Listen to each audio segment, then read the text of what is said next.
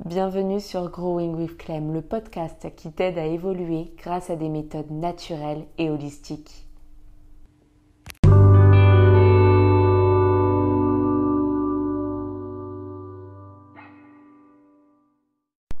Bonjour à tous, alors aujourd'hui je suis ravie de vous partager mon nouveau podcast. Aujourd'hui on va parler énergie et plus précisément la puissance des énergies dans les relations. Alors la façon dont votre énergie crée et attire l'amour est cruciale pour maintenir une relation saine. L'amour, c'est l'énergie dans sa forme la plus pure. Si nous comprenons la dynamique énergétique sous-jacente de notre relation et que nous travaillons à équilibrer nos énergies masculines et féminines, nous pouvons être garantis d'une relation beaucoup plus saine et prospère. Alors, contrairement à la croyance, les énergies masculines et féminines n'ont absolument rien à voir avec le genre. Nous avons tous les deux énergies en nous. En règle générale, c'est vrai que c'est les hommes qui ont tendance à avoir plus d'énergie masculine et moins d'énergie féminine. Et les femmes ont généralement plus d'énergie féminine que masculine, bien que cela puisse également être totalement inversé. Donc il n'y a vraiment pas de genre dans les énergies, c'est vraiment selon la personne, selon sa façon d'être et selon sa personnalité. Cependant, il est vrai qu'en raison de notre éducation, de notre culture, on nous a appris que soit vous êtes un homme, soit vous êtes une femme. Donc, si vous étiez un garçon et que par exemple vous pleuriez, vous étiez probablement étiqueté comme une poule mouillée. Ou vous avez entendu quelque chose du genre non, les garçons ne pleurent pas en fait.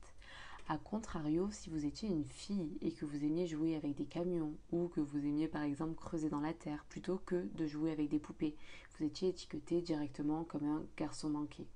Le fait est que la société sépare vraiment les deux depuis des milliers d'années. Nous n'avons jamais pensé à la façon dont une femme devrait aborder son côté masculin ou la façon dont un homme devrait lui aborder son côté féminin.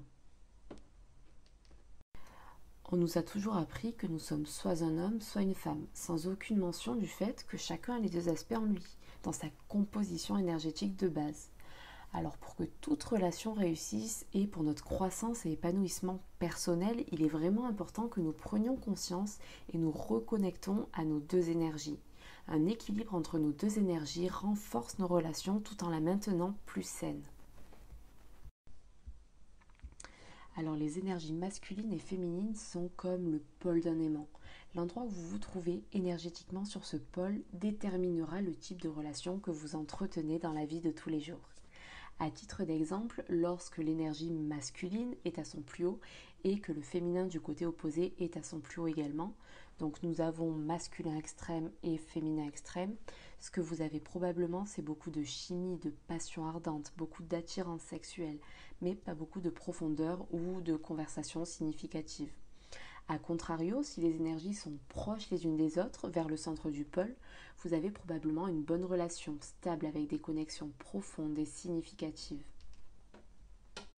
Les déséquilibres en relation se produisent souvent lorsque les énergies tombent du même côté du pôle, c'est-à-dire deux énergies féminines ou deux énergies masculines. Tous deux veulent faire les choses à leur manière.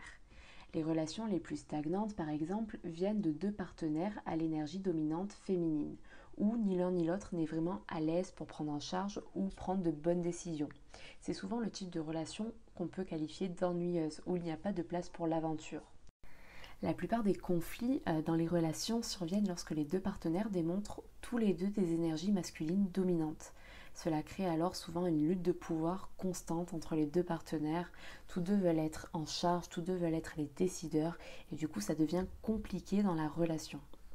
Du coup, si une femme a une énergie plus masculine, elle s'épanouira avec un partenaire qui lui a une énergie féminine.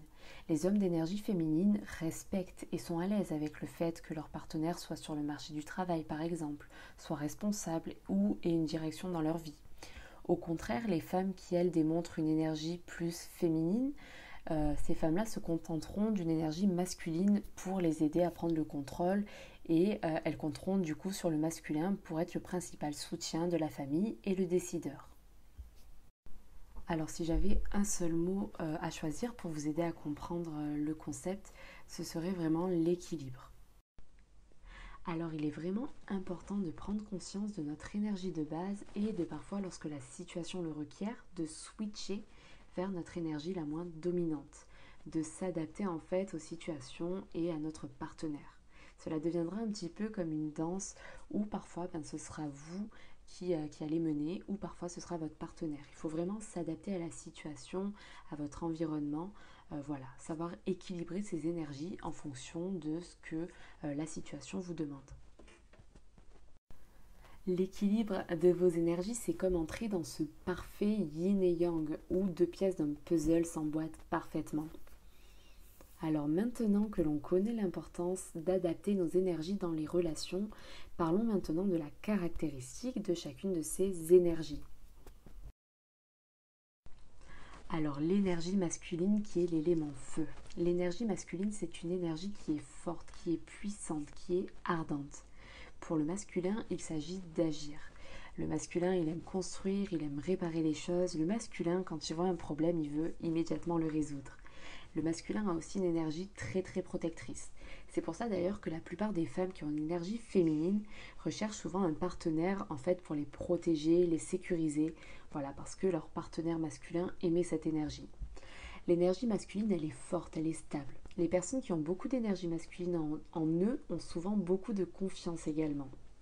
Le masculin aime la direction, il a souvent un but, il est compétitif et aime gagner, franchir des barrières, sortir de sa zone de confort. L'énergie masculine aime prendre des décisions rapidement, il sait ce qu'il veut et il s'en va uniquement après l'avoir obtenu. L'énergie masculine utilise plus les mots que les émotions et souvent ces personnes-là sont beaucoup dans le lâcher-prise. L'énergie masculine, c'est une énergie qui est indépendante et analytique. Elle est représentée d'ailleurs par notre cerveau gauche. Du coup, lorsque l'énergie masculine est utilisée de manière appropriée, elle est créative, pratique et souvent ces personnes-là atteignent leur but très très facilement. A contrario, quand l'énergie masculine est mal utilisée, elle peut se terminer par de l'ego, de la colère, du ressentiment et beaucoup de conflits intérieurs. Alors l'énergie féminine qui est l'élément eau. L'énergie féminine, elle est intuitive, elle est empathique. L'énergie féminine, elle est fluide, émotionnelle, passionnée et elle coule d'instant en instant. Souvent, les personnes qui sont dans l'énergie féminine sont très ancrées, très dans le présent. Voilà, ils profitent vraiment de l'instant. L'énergie féminine aime être admirée, appréciée. L'énergie féminine, c'est la créativité, c'est l'inspiration, c'est l'énergie même qui crée la vie. L'énergie féminine aime la beauté et stimule la créativité.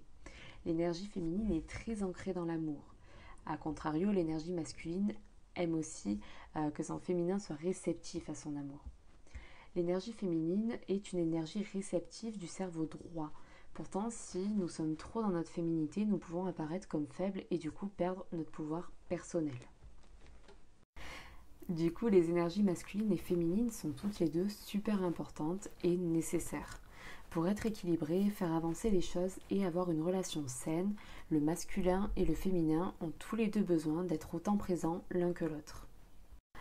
Alors l'énergie féminine est une énergie intelligente et aimante qui contient la qualité de notre compassion, de nos émotions, de notre empathie et de notre vérité. Lorsque vous êtes fort au féminin, vous avez un lien fort avec votre corps, votre intuition. Vous pouvez prendre vraiment des décisions en fonction de vos ressentis. Nous devons juste réaliser quelle énergie est nécessaire à un moment donné. Donc la clé, c'est vraiment l'équilibre, une danse entre nos deux côtés et savoir où et quand utiliser chacun. À titre d'exemple, je ne suis pas pareille quand je suis avec mon copain, où là je vais être plus en énergie féminine, que quand je fais du business, où là je suis plus en énergie masculine. Voilà, j'apprends vraiment à switcher mes énergies en fonction des situations, de comment je me sens et de la personne qui est en face de moi.